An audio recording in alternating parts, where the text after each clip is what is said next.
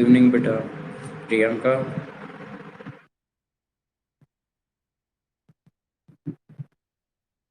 बेटा बाकी बच्चे नहीं आ रहे हैं, क्या बात है? मैसेज तो पढ़ा होगा।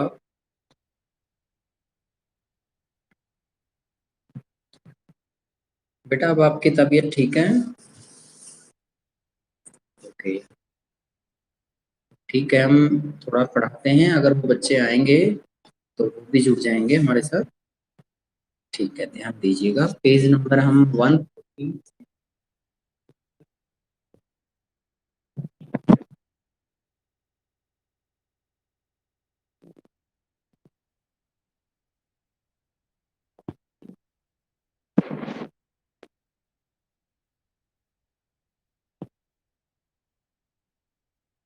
देखिए बेटा।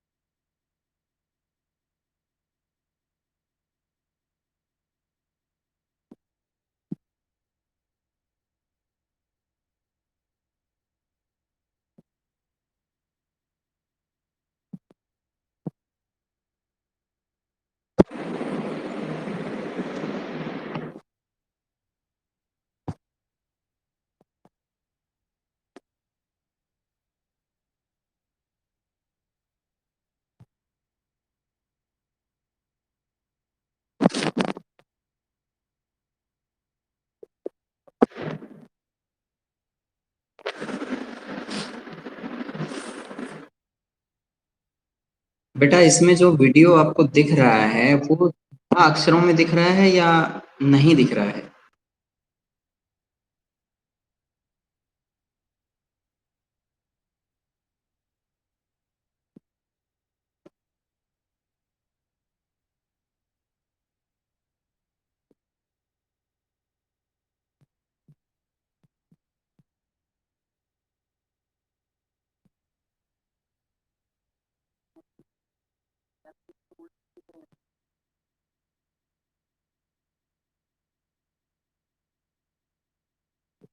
बता सकते हैं बेटा?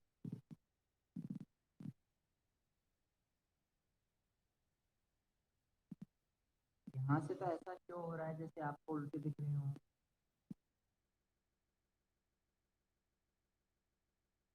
या आपको सीधे अक्षर दिखते हैं बेटा? ये सोशल आपको सही अक्षर दिख रहा है? हाँ मैं ये कह रहा हूँ बेटा, अक्षर दिख रहा है ये सोशल, पॉलिटिकल और मिलिट्री, ये आपको सीधा लिखा हुआ दिख रहा है या उल्टा दिख रहा है? सीधा दिख रहा है इस, अच्छा, तो हमारे यहाँ पे ऐसा शो हो रहा है जैसे कि ये उल्टा हो। इसका मतलब आपके पास बुक तो नहीं होगी शायद? बुक बुक है आपके पास?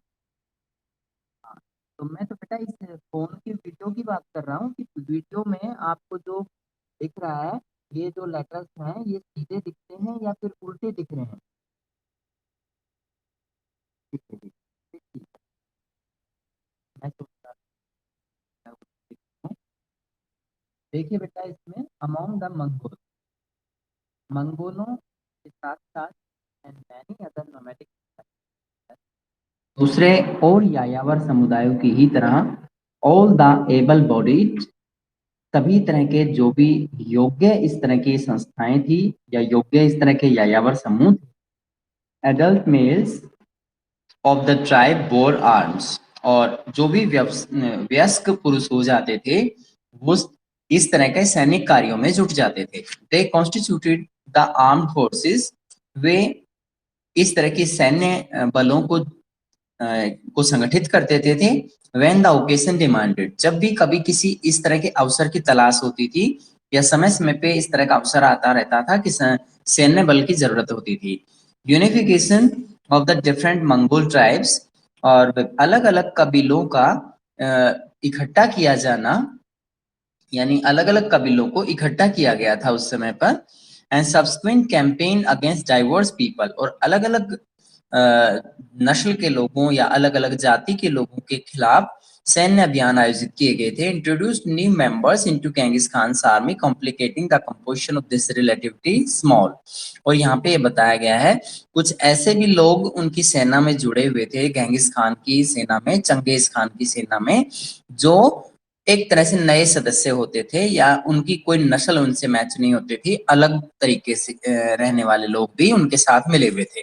Undifferentiated body into an incredibly heterogeneous mass of the people, और सामान्य जनता का एक अभिन्न अंग वो बन चुके थे।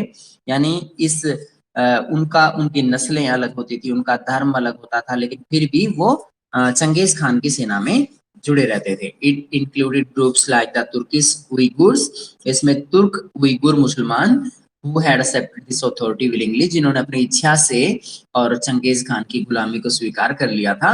It also included defeated people, और उन्होंने इस तरह के लोगों को भी हराया, लाइक कैरेट्स, जैसे कि किरियात कबीले के लोगों को हरा दिया। who were accommodated in the confederacy despite their early hostility, जो कि उनकी पहले से मौजूद दुश्मनी उनके साथ थी, क्योंकि इसी कबीले के लोगों ने चंगेज खान के पिता को मार दिया था, इस वजह से पुरानी दुश्मनी थी उनकी। Changez Khan, Genghis Khan worked to systematically erase the old tribal identities of the different groups. अलग अलग समूह की जो पुरानी पहचान होती थी उसको चंगेज खान ने बहुत ही सिस्टमेटिक ढंग से उसे समाप्त कर दिया। Who joined this confederacy, और उन्हें एक इस तरह के संघ में शामिल कर लिया गया। इसको हम कॉन्फिडरेसी को परिसंघ कहते हैं हिंदी में, परिसंघ। And his army was organised according to the old steppe, और उसकी सेना जो थी पुराने स्टेपी क्षेत्र के अंदर या स्टेपीज घास का मैदान होता है, तो उसके अनुसार इसे ढाला गया था या संगठित किया गया था। सिस्टम ऑफ डेसिमल यूनिट्स, दशमलव प्रणाली के आधार पर इसको बनाया गया था या संगठित किया गया था। In divisions of tens, hundreds, 1000s, notionally 10,000 soldiers, जैसे कि 10 सैनिकों की एक यूनिट बनाई गई, 100 सैनिकों की एक यूनिट बनाई गई, 1000 सोल्जर्स की यूनिट बनाई गई, 10,000 सोल्जर्स की यूनिट बनाई गई। तो इस तरह का डिवीजन आर्मी में किया गया था चंगेज खान की आर्मी में। In the old system the clan and the tribe would have coexisted within the decimal units. और इस तरह के पुराने इस तरह की प्रणाली में जिसमें जो वंश होते थे, अलग अलग जो एक तरह से पितृवंश इसे कह सकते हैं, अलग अलग पितृवंशिकता और अलग अलग कबीलों के लोग साथ में मिलकर के दशमलव प्रणाली के तहत साथ साथ एडजस्ट हो रहे थे। Genghis Khan stop this practice, चंगेज खान ने इस तरह के अनुभव को बंद कर दिया, यानी इस तरह की प्रथा को रोक दिया।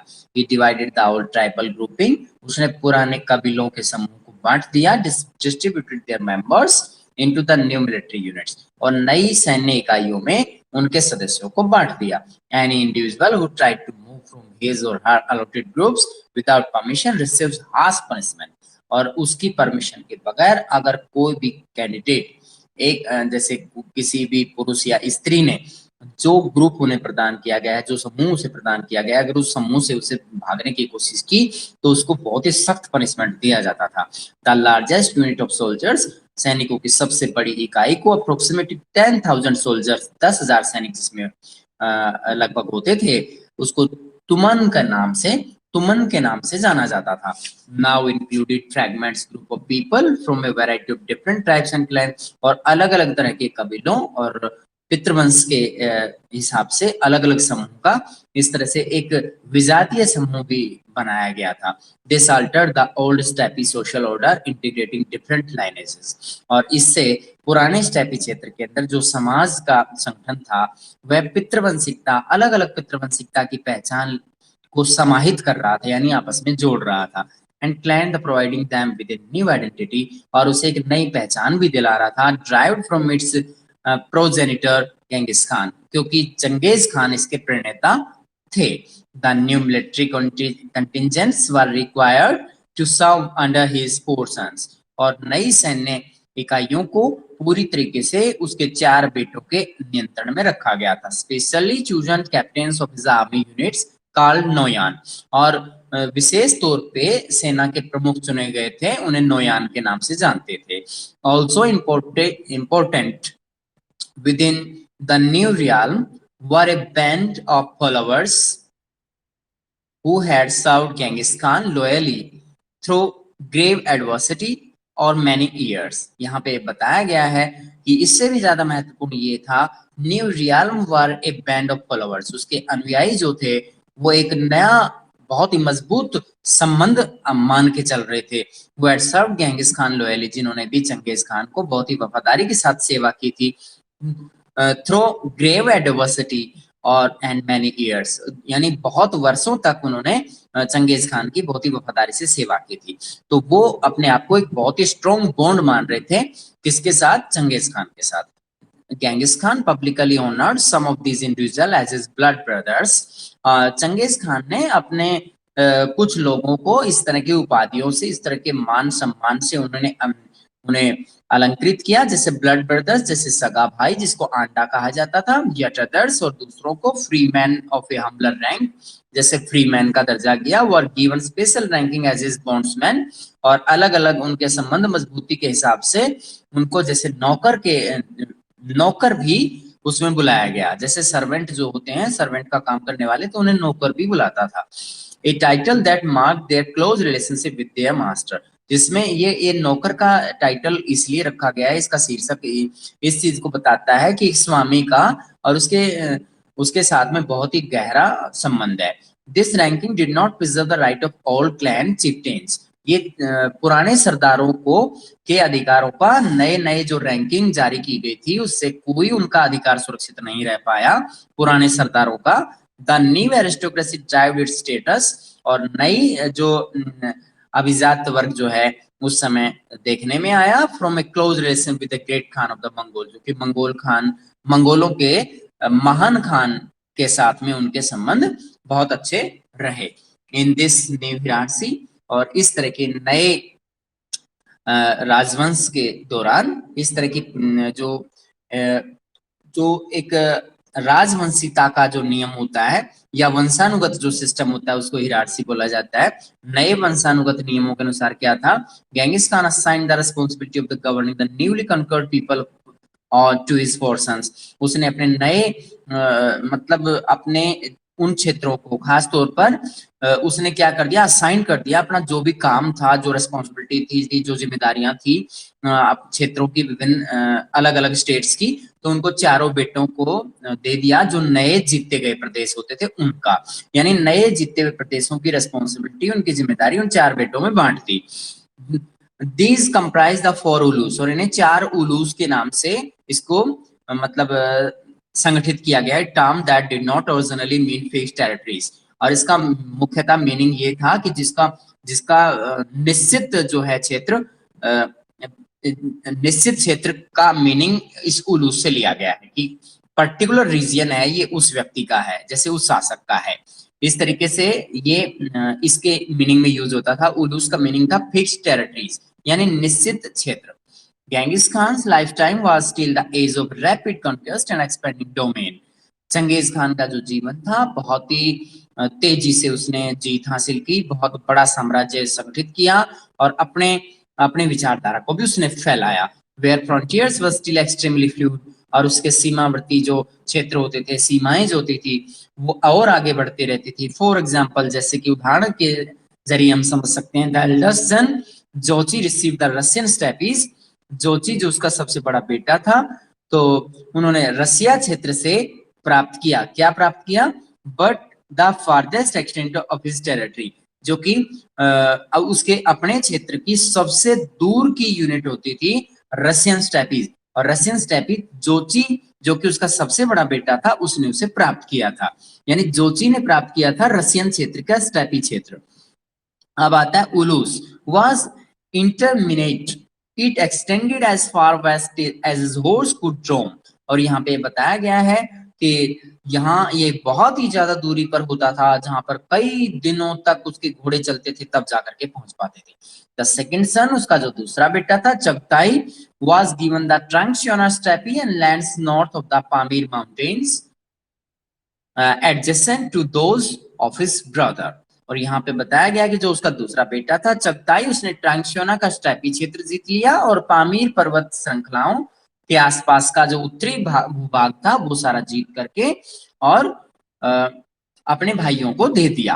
प्रेजेंटली यहाँ पे बताया गया है these lands would shift third son, और इस तरह से ये जमीन जो थी ओगोदेई जो उसका तीसरा बेटा था उसको स्थानांतरित हुई। वो succeed him as the great khan, जिसने मतलब जिसका उत्तराधिकारी कौन बना, महान खान बना।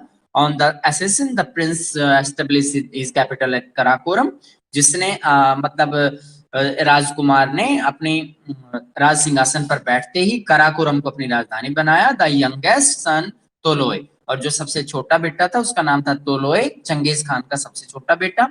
Receive the ancestral lands of Mongolia, उसने अपने पितृवंश की जो सब अपनी जमीन थी मंगोलिया उसको जीत लिया, प्राप्त किया। Genghis Khan envisaged that his sons would rule the empire collectively, चंगेज खान चाहते थे कि सारे बेटे मिलकर शासन करें।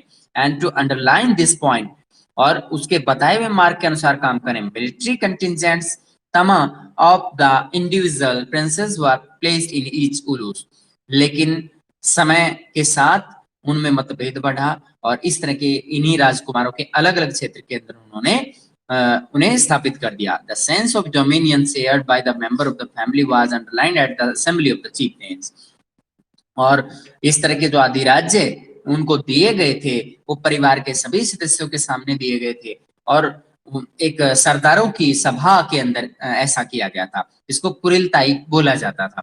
Where all decision relating to the family, इसमें परिवार से संबंधित जो भी डिसीजंस होते थे वो लिए जाते थे।